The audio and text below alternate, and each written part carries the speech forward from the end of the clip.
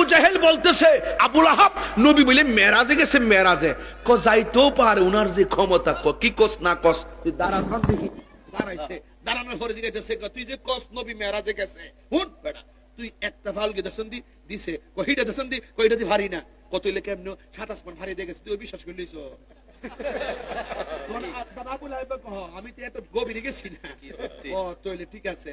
আর আবু জাহিল্লা গুফনে সিদ্দিক আকবর বাড়িতে হ্যাঁ যায়া ক আবু বকর শুনছুনি তোমার মুহাম্মদ কি করেন সাল্লাল্লাহু আলাইহি সাল্লাম কি কইছে ক নবী বলে মেরাজে গেছে, 7 আসমান ভারী দিয়া সিদরাতুল মুনতাহা যায় 70,000 নূরের পর্দা বেদ করে আল্লাহর বলে দেখছে কোসন দি কেমন লাগে এত ফ্রিকে যাওন যা কই কথাটা কি নবী নিজের মুখ দিয়ে বলছে?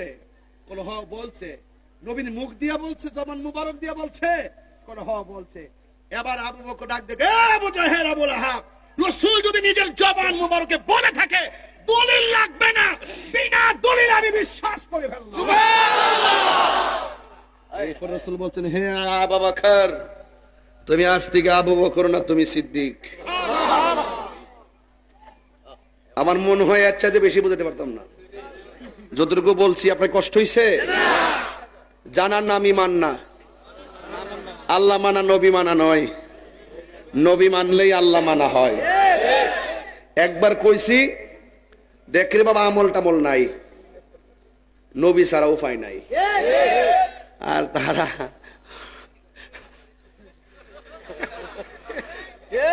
কতই হাসরের ময়দান ইনশাআল্লাহ, দেখা হইব হাসরের ময়দান ইনশাআল্লাহ। ইনশাআল্লাহ বলে দিলাম আলা ঈমান আলী মাল্লাম মুহাব্বাত আলা, যার অন্তরে নবীর মুহাব্বত নাই তার ঈমান নাই। নবীর নাম নিতে সাবধানে নিতে হবে, নবীর সম্পর্কে কথা বলতে সাবধানে বলতে হবে, নবীর নাম মুবারক উচ্চারণ করলে সুন্দর করে করতে হবে।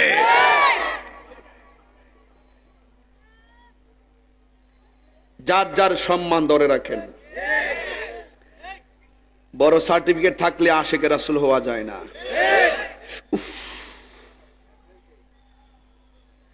একটা বেলেট দিয়ে ইচ্ছা করে কাটলাম, রক্ত বেরিয়েছে। কি বেরিয়েছে হাদিস? এটা হাদিস শরীফে হারাম।